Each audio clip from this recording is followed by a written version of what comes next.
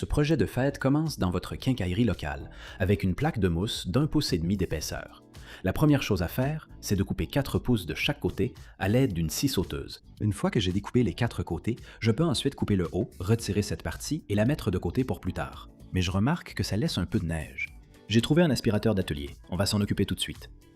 L'étape suivante consiste à tracer la ligne du toit. En coupant en billets, je vais découper ces 2 lignes de toit et garder ces morceaux, puis passer à la porte en bas. J'utilise une chute de bois pour obtenir ce rectangle parfait. Ensuite, je passe aux fenêtres en utilisant une feuille de 30 cm sur 30 cm et ma règle. Je peux marquer tous les carreaux des fenêtres et me préparer à les découper. Je sais exactement lesquels découper en marquant un X à l'endroit. Je vais ensuite utiliser la scie sauteuse pour les découper un par un. Encore une fois, j'utilise l'aspirateur d'atelier pour nettoyer derrière moi. Une fois que j'ai terminé ça, je vais passer au haut de la porte et découper cette fenêtre. Ensuite, c'est le moment de peindre. Je vais utiliser une peinture latex classique pour ça, parce qu'une peinture à l'huile pourrait endommager la mousse. En utilisant une belle peinture beige, je vais tout peindre et faire les 2 côtés, en laissant sécher entre chaque couche. Ensuite, je vais le retourner et utiliser des plaques rainurées. Elles sont parfaites pour les fenêtres et la porte. Je vais les découper à la bonne taille, enlever la couche supérieure. Maintenant, ça ne colle plus. Donc, ce que je vais faire, c'est le placer et utiliser du ruban adhésif pour le maintenir en place. Et ce ruban, une fois posé, va vraiment bien le tenir. Maintenant, on arrive à la partie vraiment amusante. Je vais prendre cette mousse blanche éclatante. Je vais tracer au crayon exactement où je veux poser la mousse et je vais l'étaler tout le long de ces lignes. Je vais suivre la ligne du toit jusqu'à la corniche, la planche de rive et passer devant toutes les fenêtres. Maintenant, il faut continuer avec cette mousse et ne pas s'arrêter, car elle peut sécher dans l'embout. Vous pouvez aussi l'utiliser comme adhésif. Ce sera ma petite décoration en haut. Une fois que je l'ai posée, elle tient vraiment bien et ne bougera pas. Ensuite, je suis allé chez Hobby Lobby et j'ai pris quelques-uns de ces faux bonbons que je peux placer. Les sucettes en bas ressemblent à des petits morceaux de clôture et puis un petit donut pour la poignée de porte à l'avant. Je vais aussi mettre tous ces bonbons gélifiés le long du toit, ainsi que ces petits gobstoppers que j'ai achetés. Ça rend vraiment bien. Une fois que j'ai tout décoré et mis tous les bonbons en place, il est temps de se préparer et de l'installer. Ça peut aller juste là, à côté du sapin de Noël. Et comme vous pouvez le voir, j'ai aussi fait des petits bonshommes en pain d'épices. Tous les petits bonbons, les fenêtres rendent super bien avec cette feuille cannelée. Et les bonshommes en pain d'épices montent la garde toute la nuit avec leur sourire. J'espère que ce projet vous a plu et qu'il vous inspirera à fabriquer votre propre maison en pain d'épices avec des feuilles de mousse. Pour le projet d'aujourd'hui, nous allons commencer avec un morceau de bois rond de 3 pouces. Vous pouvez utiliser un tuyau en plastique pour cela, mais je vais utiliser du bois et je vais vous montrer pourquoi. La première pièce que je vais couper mesure 30 pouces de long. Ça va être ma pièce la plus longue et je veux aussi en couper une un peu plus courte, à 24 pouces. Je vais la couper tout de suite. J'ai une scie à onglet, ça facilite les choses. Je vais aussi utiliser une planche de 16 pouces pour la base, mais c'est sur cette base que je vais devoir percer 2 avant-trous. Je vais utiliser un forêt juste un peu plus petit que les vis. Avec le même forêt, je vais percer au centre des 2 planches rondes, sur chacune d'elles. Nous allons prendre la vis à bois. Elle fait environ 2,5 pouces de long et nous allons à peine la faire dépasser de la planche. Je vais vous montrer où. On veut juste que la pointe ressorte, car ça aide à l'aligner avec nos poteaux. Nous allons mettre 2 de ces vis pour commencer, puis nous allons les aligner avec le trou de guidage que nous avons percé sur les poteaux ronds. Mettez-la en place, fixez-la complètement, commencez par la petite, puis passez à la plus grande et faites la même chose. Une fois que c'est bien fixé, regardez ça, c'est vraiment très solide et ça tient exactement comme il faut. Ensuite, on va le sortir dehors et on va le peindre à la bombe. On va utiliser soit du blanc cassé. Il y a une raison pour laquelle j'utilise de la peinture en bombe et pas simplement de la peinture classique, c'est parce que je veux que le veinage du bois reste visible. L'étape suivante, c'est que je vais prendre un peu de colle chaude. Maintenant, ce que je vais faire, c'est mettre ça ici, et plus la colle est chaude, plus elle va couler longtemps et former de grosses gouttes sur le côté. Vous vous demandez sûrement pourquoi je n'ai pas peint ça après. Eh bien, regardez ça. Une fois que la colle chaude a séché, regardez cette couleur. On dirait de la cire fondue. Ensuite, on va prendre un œuf de Pâques géant. On va avoir besoin de la base de celui-ci et on va faire la même chose avec la colle chaude. Mettez-le en bas et on va le fixer au poteau. Prenez le même forêt que nous avons utilisé tout à l'heure et percez un trou à l'arrière, ce que nous considérons comme l'arrière. Ces guirlandes lumineuses sont super. On va les dérouler et les faire passer entièrement par ce trou parce qu'on veut que toutes ces lumières soient à l'intérieur de cet œuf de Pâques. Nous devons fixer l'interrupteur à l'arrière. Encore une fois, il suffit d'un peu de colle chaude. Faites attention à ne pas vous brûler et fixez-le simplement à l'arrière. En 10 à 15 secondes, ça prend. Ensuite, on va prendre toutes les guirlandes lumineuses et les mettre à l'intérieur. Ne les enfoncez pas trop loin, on veut qu'elles ressortent une fois qu'on a fini. Donc, fixez le dessus. Décorons-le avec un nœud et un peu de houx ou tout ce que vous voulez pour que ça ait l'air joli. Allumez-le et regardez-moi ça. Voici nos deux bougeoirs surdimensionnés. Je trouve qu'ils sont vraiment superbes et ils tiennent bien en place. Et devinez quoi? Vous pouvez aussi les utiliser à l'extérieur. Mais quand les lumières s'éteignent, regardez ça.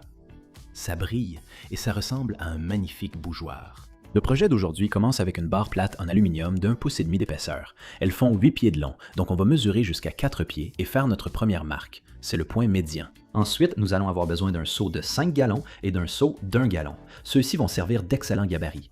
En commençant par le seau de 5 gallons et la marque du milieu, nous allons plier cet aluminium autour du seau de 5 gallons. Prenez votre temps, faites-le correctement et pliez simplement autour. Ça demande un peu d'effort. Et une fois que vous avez fait tout le tour, nous allons prendre un serre-joint et l'utiliser pour rapprocher les côtés. Allez-y doucement, on veut juste bien les assembler. Ensuite, nous allons utiliser ces serre-joints comme point pour plier à 90 degrés. Nous allons plier ceci vers l'extérieur. Prenez votre temps, travaillez une baguette à la fois et une fois que c'est plié vers l'extérieur, vous pouvez retirer le serre-joint. L'étape suivante consiste à mesurer 30 cm à partir du pli et à utiliser le seau d'1 gallon comme gabarit. Nous allons utiliser ce repère et commencer à le plier autour du seau. Encore une fois, allez-y doucement, soyez méthodique et pliez-le complètement. Une fois que vous avez fait un côté, vous allez faire l'autre et le plier dans la direction opposée. Ce sera notre pièce du dessus. Nous allons mettre celle-ci de côté et marquer 4 pieds sur l'autre section de 8 pieds. Celle-ci, par contre, nous allons la plier en deux. Maintenant, utilisez le serre-joint si vous en avez besoin, mais ne le pliez pas trop. On ne veut pas que ça fasse une pliure. Nous allons mesurer 12 pouces vers le bas des deux côtés. Donc, une fois que vous avez fait cette première marque, retournez-la et faites votre autre marque de 12 pouces. Maintenant, une fois que vous avez ça, encore une fois, utilisez ce seau d'1 gallon et tordez-le jusqu'à 180 degrés. Utilisez le serre-joint si besoin. Et une fois que vous avez fait un côté, vous allez faire l'autre. Ce seront les jambes de notre personnage. Une fois qu'il vous reste ces deux petites parties, vous allez marquer 4 pouces vers le bas. Et c'est là que ça devient délicat. Il faut les plier à 90 degrés. Donc je l'ai fixé à la table et je l'ai poussé vers le bas. Nous allons faire cela aux deux extrémités. Maintenant, la raison pour laquelle c'est difficile à faire, c'est qu'il n'y a pas beaucoup de matière, juste cette partie de 4 pouces. Mais allez-y, fixez-la et vous y arriverez. Si vous avez besoin d'utiliser l'autre serre-joint, n'hésitez pas à le faire aussi. Une fois que vous l'avez plié, remettons-le en place. Nous allons utiliser des serre-joints pour le rapprocher. Ce que nous devons faire, c'est utiliser des vis auto-taraudeuses d'un demi-pouce de large et les visser ensemble. Nous allons faire cela des deux côtés. En haut, on dirait que le cou s'est un peu détaché, simplement parce que l'aluminium est flexible. Donc nous allons faire une petite écharpe pour notre petite figurine ici. Et nous allons utiliser cela pour rassembler les pièces, juste pour que ça ait les bonnes proportions. Et ce sera prêt à l'emploi. Regardez bien maintenant, nous allons placer ceci à côté du sapin de Noël. Et regardez ce que nous avons obtenu. Nous avons un emporte-pièce super grand et il a fière allure. Et il peut aussi être accroché au mur. Et ce qui est génial, c'est qu'il peut aller dehors. Parce qu'il est en aluminium. Il ne rouillera pas et il durera longtemps. Prenez votre soda préféré en bouteille de 2 litres. Mais quand vous avez fini, ne jetez pas ces bouteilles. La première chose à faire, c'est d'enlever les étiquettes. Prenez un couteau, passez-le juste sur l'étiquette sans couper la bouteille et enlevez toute l'étiquette, même les petits morceaux. Ensuite, prenez votre couteau chaud et coupez le haut de la bouteille. Faites très attention, ce couteau chaud est vraiment chaud, mais il faut couper tout autour jusqu'à ce que le haut se détache. Ensuite, je vais la remplir avec quelques petits cailloux pour lui donner un peu de poids, parce que l'étape suivante, c'est que je vais la peindre. Vous devez choisir vos couleurs vives préférées. Pour celle-ci, j'ai choisi le rouge, puis j'ai décidé de mettre du jaune sur 2 autres. Pour la suivante, j'ai choisi l'orange, et enfin, mais pas des moindres, j'ai utilisé du vert sur les bouteilles vertes. Une fois que tout cela est sec, je vais couper le fond. Encore une fois, je vais faire un beau grand trou dans le fond avec mon couteau chauffant. Soyez très prudent, allez lentement et soyez méticuleux. Vous devez vous assurer de ne pas vous brûler, mais vous allez faire un trou dans chaque bouteille que vous avez peinte. Ensuite, je vais passer un gobelet de 6 onces. Ceux-ci sont faciles à découper. J'ai simplement dessiné un cercle et j'ai aussi découpé le fond de ces deux-là. Ensuite, il est temps de peindre, mais je veux utiliser du noir et je veux m'assurer de ne pas mettre une couche trop épaisse, sinon ça va couler. De petites pulvérisations suffiront. Et si vous avez besoin de 2 couches, allez-y. Ensuite, je vais prendre de l'isolant pour tuyaux et commencer à l'enrouler autour des guirlandes lumineuses de Noël. Ce sont des LED. Elles ne chauffent pas beaucoup ou quoi que ce soit quand vous les allumez. Et je vais faire passer le câble tout le long de l'isolant pour tuyaux, le long de la couture. Quand j'arrive à l'ampoule, je veux prendre du ruban adhésif toilé noir et le mettre sur chaque barre. Ça va maintenir l'ampoule en place. Elle ne sortira plus après ça. Je vais continuer comme ça et faire passer le fil tout le long. Et il va falloir en assembler environ 4 comme ça. Quand vous arrivez au bar et que vous devez en assembler deux, prenez simplement du ruban adhésif toilé et enroulez-le tout autour. Maintenant, je vais prendre deux longs morceaux de 24 pieds d'isolant pour tuyaux. Je vais simplement les enrouler et les tordre l'un autour de l'autre sur toute la longueur. Une fois que j'ai terminé, je vais le ramener à l'intérieur, retirer l'ampoule, enlever les gobelets en plastique que j'ai mis, remettre l'ampoule, la faire passer à travers, puis je vais prendre ma bouteille et l'enfoncer juste là-dessus. Je vais assembler ces deux éléments, puis je vais utiliser de la colle chaude. Ça va permettre de les joindre ensemble. Et ce qui est génial, c'est que la colle chaude fait en quelque sorte une soudure directe. Une fois que j'ai terminé ça, pour finir, je vais découper quelques planches de cèdre. Je vais aussi biseauter les extrémités. Et puis, je vais aussi les peindre. Elles pourraient être peintes en noir. Pour celle-ci, j'ai choisi une couleur gris argenté. Une fois que tout est peint et sec, je vais tracer un cercle avec le bouchon de ma bombe de peinture. Et je vais mettre un peu de peinture noire dessus et faire de jolis cercles des deux côtés sur deux de ces pièces. Ensuite, je vais prendre des chutes de bois et je vais les peindre en noir. Je vais faire ça bien comme il faut. J'ai dû mettre deux couches ici pour être sûr d'avoir une couche bien uniforme. Ensuite, je vais prendre une petite poubelle, je prends un peu de Liquid Nails ou n'importe quel type de colle, j'en mets à l'intérieur et je vais l'étaler avec mon doigt. Maintenant, vous voyez que j'ai laissé quelques espaces parce que je vais prendre un peu de colle chaude, en mettre là rapidement parce que ça va maintenir cette planche de récupération en place pendant que la colle principale sèche. Une fois que j'ai assemblé tout ça, je vais le mettre au bas de mes guirlandes lumineuses. Et regardez ça, j'ai maintenant une énorme guirlande lumineuse de Noël. Elles ne sont pas géniales? Elles ressemblent presque exactement aux originales. Voilà ma prise, et j'ai fait passer les lumières à travers les bouteilles de 2 litres et elles s'allument parfaitement. Je les adore. C'est une super décoration pour le jardin. Pour ce projet, il est temps d'aller dans votre magasin Discount ou chez Dollar Tree et de prendre quelques ballons gonflables. Ce qu'il nous faut, c'est une base pour installer notre projet. La première chose à faire, c'est d'obtenir un bon après. Cela s'applique avant la peinture. L'après est excellent.